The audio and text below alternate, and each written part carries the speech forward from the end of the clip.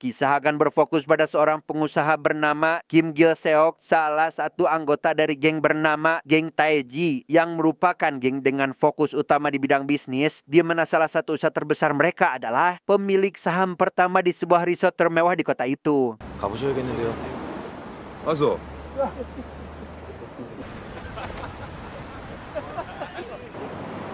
마카오라 그래. 야, 아들 마카오라 그래. Meski geng Taeji tidak pernah terlibat dalam tindakan kriminal, ada satu anggota bernama Gyongpo atau adik dari Kim yang menjadi satu-satunya pengedar barang haram. Saat beberapa anak buahnya tertangkap basah menggunakan barang itu di salah satu bar miliknya, Kim harus turun tangan untuk bernegosiasi dengan pihak kepolisian yang karena geng Taeji merupakan penyumbang pajak terbesar di kota itu, maka para polisi memberikan keringanan untuk sementara waktu.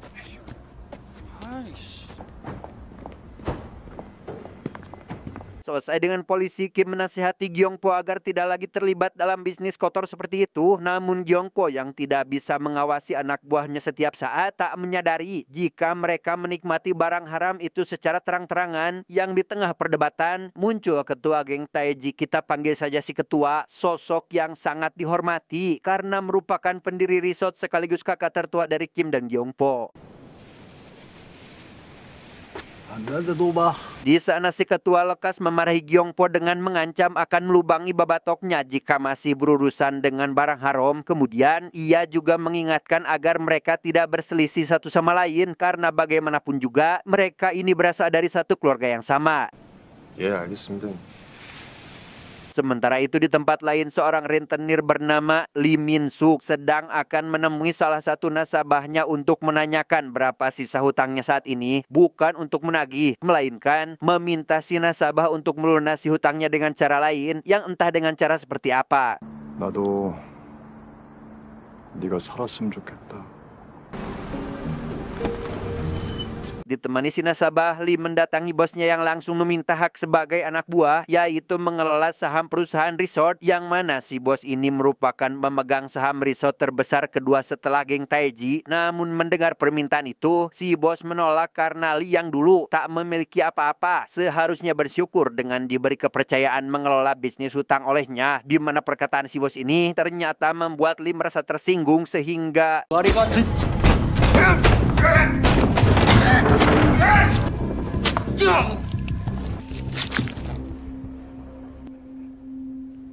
dan ya, Lee langsung menghabisi si bos termasuk para anak buah dan asistennya, di mana si nasabah yang terlilit hutang rupanya akan membayar dengan cara menyerahkan diri dari apa yang sudah Lee perbuat, sementara Lee tentu akan bersih dari tuduhan dan berencana mengambil alih posisi si bos saat ini. Singkat cerita, Kim mengunjungi si ketua resort yang saat itu sedang mengumpulkan cabai hasil panen di halaman rumah. Yang di sana, Kim memprotes kenapa ketua masih saja bekerja sendiri padahal sudah tua. Di mana Kim rupanya datang menjemput si ketua untuk pergi ke resort milik mereka.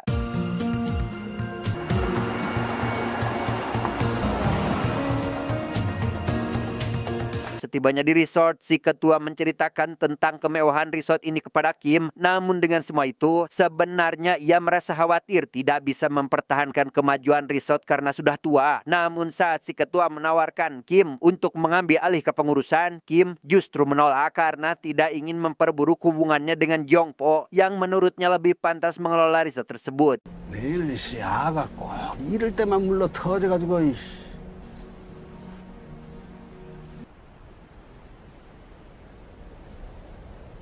Setelah menghabisi bosnya, kini Lee benar-benar menduduki posisi yang ia mau dengan menjadi pemegang saham resort terbesar kedua setelah geng Taeji, yang ketika akan berangkat ke kantor barunya, Lee dikejutkan oleh kedatangan seorang pria bernama Shin atau orang kepercayaan mendiang bos, di mana kedatangan Shin ke sini adalah untuk memberitahukan bahwa pelaku yang menghabisi si bos ini merupakan nasabah yang terlilit hutang. Namun yang membuatnya heran adalah mengapa orang itu justru menyerahkan diri ke polisi, sehingga membuat Shin curiga dengan Lee yang mungkin saja terlibat, apalagi kini telah menggantikan posisi si bos sebelumnya.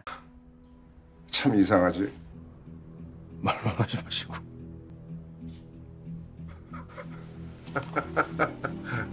Saat sedang membahas proyek berikutnya, Kim dikejutkan oleh kemunculan Lee yang sebenarnya tidak ia kenali, sehingga saat Kim memintanya untuk pergi, Lee memperkenalkan diri sebagai salah satu pemilik saham resort, sehingga hal itu membuat Kim langsung menghampirinya dan menanyakan tujuan kedatangan Lee saat ini.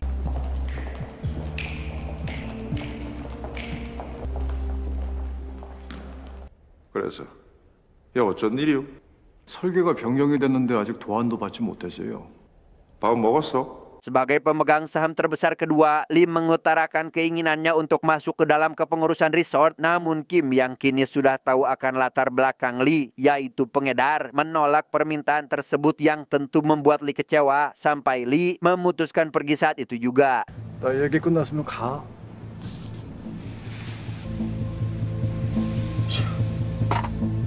Sepulangnya Lee, Kim membicarakan Lee yang tampaknya berambisi untuk masuk ke dalam kepengurusan resort pada anak buahnya, di mana si anak buah yang mendengar hal itu justru menawarkan untuk menghabisinya. Namun Kim yang teringat pesan ketua langsung menolak dan justru berencana mengundang Lee makan malam demi menjaga hubungan dengan sesama pemegang saham. Tidak sendiri, Lee ditemani seorang wanita yang juga memiliki hutang dengan bunga yang selama ini ia bayar menggunakan tubuhnya sendiri. Sadar tak punya waktu untuk melunasi, si wanita menerima tawaran Lee untuk tetap berada di sisinya, sekaligus rela melakukan apapun yang Lee perintahkan tanpa terkecuali.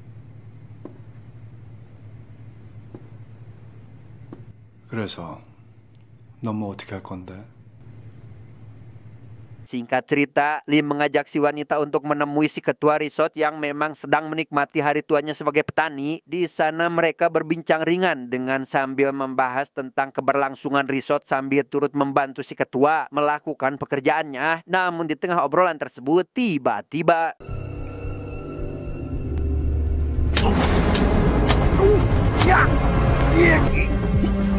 seolah belum puas dengan apa yang sudah didapatkan, Lee kini menghabisi seketua resort dengan motif sakit hati karena tidak diberi kesempatan terlibat kepengurusan. Di mana saat kabar tersebut sampai di telinga Kim, ia pun langsung bergegas ke rumah sakit untuk memastikan keadaan kakaknya yang akhirnya tidak dapat tertolong akibat kehilangan banyak darah.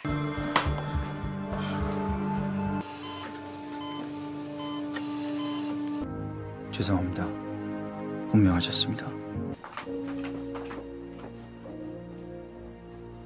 Kim mendatangi kantor polisi untuk melihat siapa pelaku yang berani menghabisi kakaknya itu. Sama seperti cara Lee menyingkirkan bosnya dulu, Kim justru mendapati seorang wanita yang memang diminta bertanggung jawab atas kematian si ketua demi melunasi hutang, membuat Kim yang tidak mempercayai jika si wanita pelakunya mendesak agar mengatakan siapa dalang di balik semua ini. Namun si wanita tetap bersikukuh dengan mengatakan jika ialah pelakunya. 나도 살려고 그랬어. 살려면 뭘 못해. Setelah melakukan penyelidikan, salah satu polisi mendapatkan informasi bahwa si wanita itu memiliki hutang dalam jumlah besar kepada perusahaan milik Lee. Namun meski begitu, si polisi meminta agar Kim menahan diri untuk tidak menyerang dan menunggu sampai semua bukti benar-benar sudah cukup untuk menangkap Lee secara sah. Proses pemakaman ketua berlangsung khidmat dengan dihadiri oleh seluruh anggota geng Taeji yang setelah mendengar pernyataan dari pihak kepolisian, Gyeongpo begitu tak sabar untuk menyerang dan menghabisi Lee saat itu juga. Namun Kim yang memilih mengikuti instruksi polisi meminta agar mereka tidak bertindak gegabah sehingga membuat Gyeongpo merasa kesal dengan saran kakaknya itu.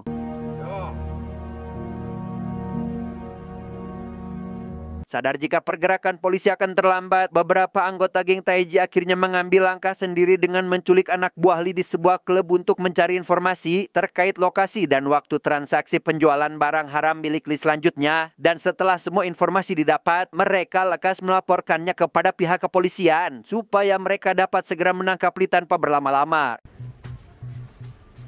팀장님, 시간 장소 확보했어요. Saat hari transaksi tiba, para polisi bersiap di pom bensin untuk membuntuti anak buah Lee yang sedang menuju ke lokasi transaksi. Para polisi memasang CCTV di beberapa titik strategis termasuk di lokasi tempat Lee berada saat ini, di mana Kim yang terus memantau situasi segera mengabari Gyongpo yang memang sudah tahu dan akan turun tangan bila mana para polisi ini gagal. Anak buah Lee yang sadar diikuti polisi lekas menghubungi Lee untuk melaporkan hal tersebut, di mana mereka yang memutuskan menghentikan mobil dan melanjutkan perjalanan dengan jalan kaki tetap saja diikuti oleh para polisi itu dan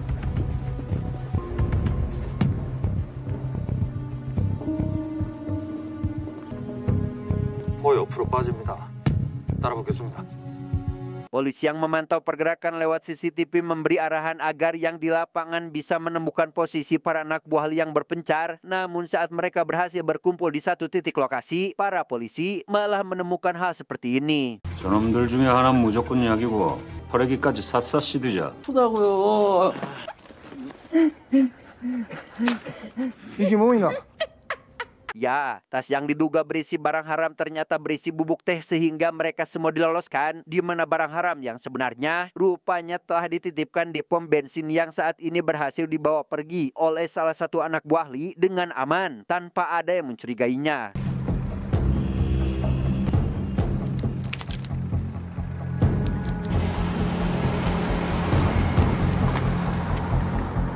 Mendengar kabar bahwa polisi gagal menangkap Lee, Gyongpo yang sudah menduga hal itu sejak awal langsung mengajak para anak buahnya untuk menyerang saat itu juga. Namun tak lama kemudian, Gyongpo malah dibuat heran dengan para anak buahnya yang justru menyerang satu sama lain, yang ternyata sebagian dari mereka telah berkhianat, termasuk salah satu orang kepercayaan Gyongpo selama ini sampai akhirnya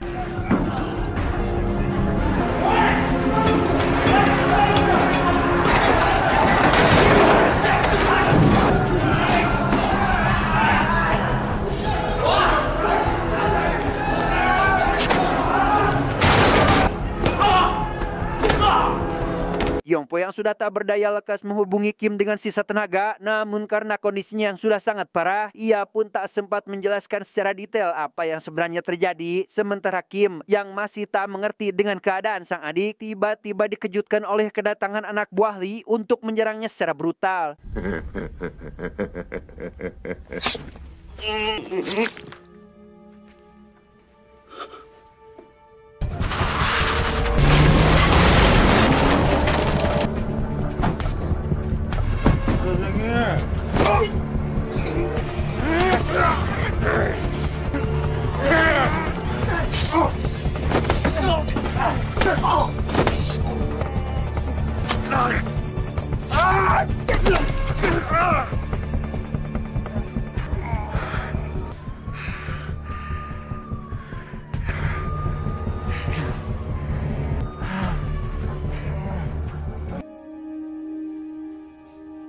Setelah menjalani proses pemeriksaan di kantor polisi, Lee dinyatakan bersih dari segala tuduhan atas tindakan selama ini, di mana salah satu polisi memuji Lee yang sangat lihai dalam memainkan misi, bahkan sempat memberi ucapan selamat kepadanya. Namun Lee tetap menyangkal dan mengatakan boleh menangkapnya apabila memiliki bukti yang kuat.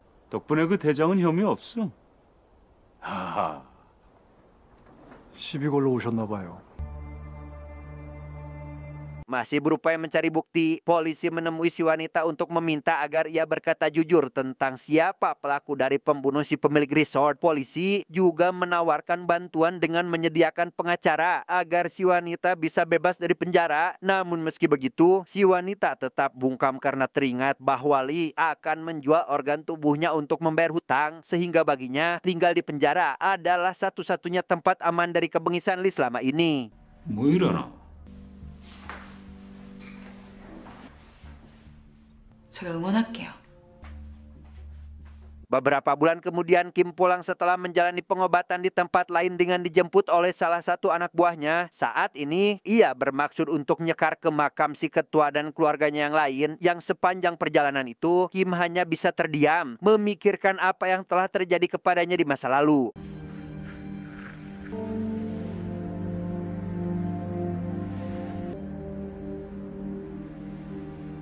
Menyadari Lee bukan orang yang bisa diremehkan, Kim menemui Lee untuk membicarakan pembagian kepengurusan karena mulai sekarang Lee akan diikut sertakan, di mana Kim yang tidak ingin terjadi pertumpahan darah lagi menanyakan bagaimana Lee tidak mengungkapkan ketidaksetujuannya itu sejak awal agar Kim tidak harus kehilangan keluarganya terlebih dahulu. Namun tanpa menjawab, Lee justru memilih pergi begitu saja. Selesai bertemu Lee, Kim kembali bertemu dengan polisi yang masih saja mempertimbangkannya agar tidak bertindak gegabah atau dengan kata lain tidak mencoba menghabisi Lee, karena jika Kim melakukan hal itu maka ia tidak akan mendapat pengecualian untuk diadili, di mana Kim yang menganggap polisi seolah tidak mampu menangkap Lee namun dengan mudah menangkap dirinya memilih pergi dengan perasaan kecewa. 길서가 법 어기면 니라고 예의 없어? 그럼 되겠네. 길서가 그러지 말라고. Bingung menentukan langkah, Kim menemui Shin atau orang yang sejak awal menjadi rival Lee karena masih dicurigai menghabisi bosnya. Yang di sana Kim memberitahukan niatnya yang ingin menghabisi Lee. Awalnya Shin menolak karena sadar pihaknya lah yang akan menanggung resiko besar dengan hanya bayaran saham milik Lee. Namun rupanya Kim akan menyerahkan saham miliknya, atau dengan kata lain kepemilikan resort akan berpindah kepada Shin, sehingga dengan tawaran itu Shin yang semula ragu lantas menyetujuinya. 할 수 있겠습니까?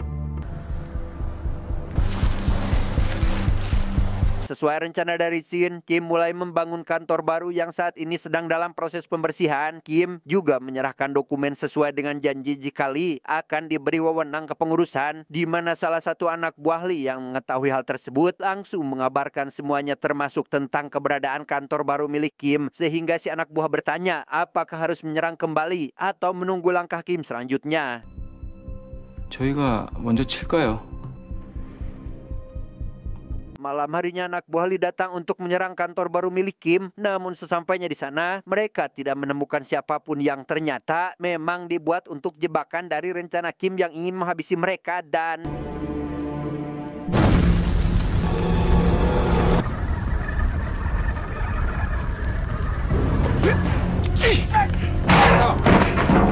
가만히 있어.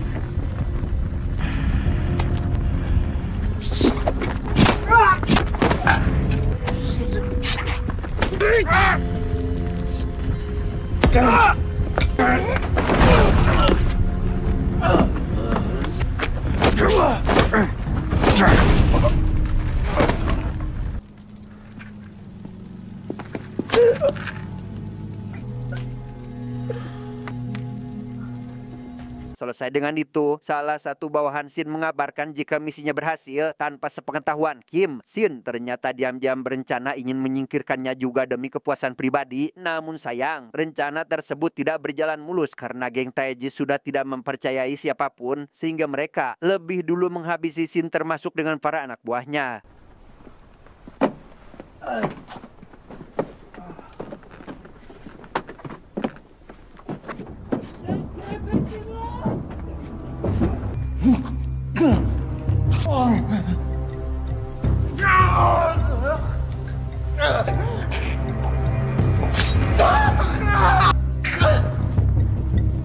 Di tempat lain, para polisi akhirnya menangkap Lee sesuai dengan surat penangkapan karena dicurigai terlibat dalam percobaan pembunuhan dan bisnis obat terlarang. Namun di tengah perjalanan, mobil polisi yang membawa Lee itu dihadang oleh geng Taeji yang dipimpin langsung oleh Kim, di mana mereka ini sudah tidak sabar ingin membalaskan dendamnya saat itu juga.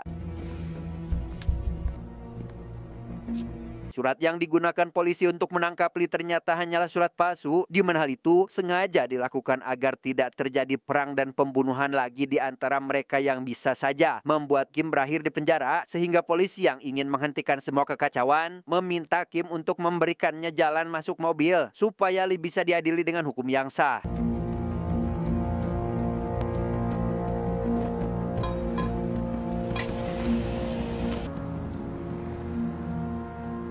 Saat polisi hendak melanjutkan perjalanan, ia yang ternyata teman lama Lee justru menyarankan agar Lee kabur ke tempat yang sangat jauh. Namun Lee yang lebih memilih harga diri daripada melarikan diri, tiba-tiba mengeluarkan pisau untuk menyerang para polisi itu, sehingga Karena mobil itu belum jauh dari tempat Kim dan gengnya berada, mereka bisa menyaksikan kejadian itu dan melihat bagaimana Lee keluar dari mobil polisi dengan keadaan terluka. Lee pun menghadapi puluhan anggota geng seorang diri, sementara Kim hanya menyaksikan pertarungan tersebut dari jarak yang dekat.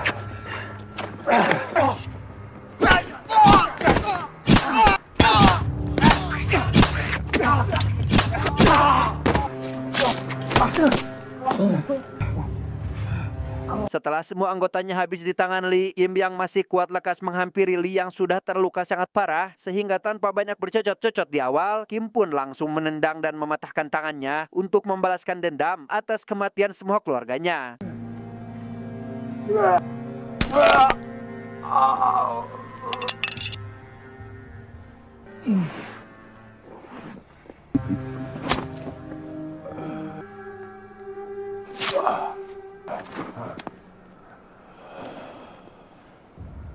Selesai menghabisi semua orang, si polisi yang ternyata masih hidup akhirnya keluar dari mobil. Melihat hal itu, Kim yang kecewa teringat saat kakak, adik, dan teman-teman gengnya dihabisi, si polisi tampak tidak melakukan misi apapun. Namun jika kondisinya sudah seperti ini, si polisi justru malah menyalahkannya, sehingga membuat Kim memilih pergi meninggalkan si polisi saat itu juga. 길서가, 네가 원한 게 이거나? 다른 선택지가 있었나? 네 진짜로 이래 살 수 있겠나? 낭만은 씨가 말랐다니.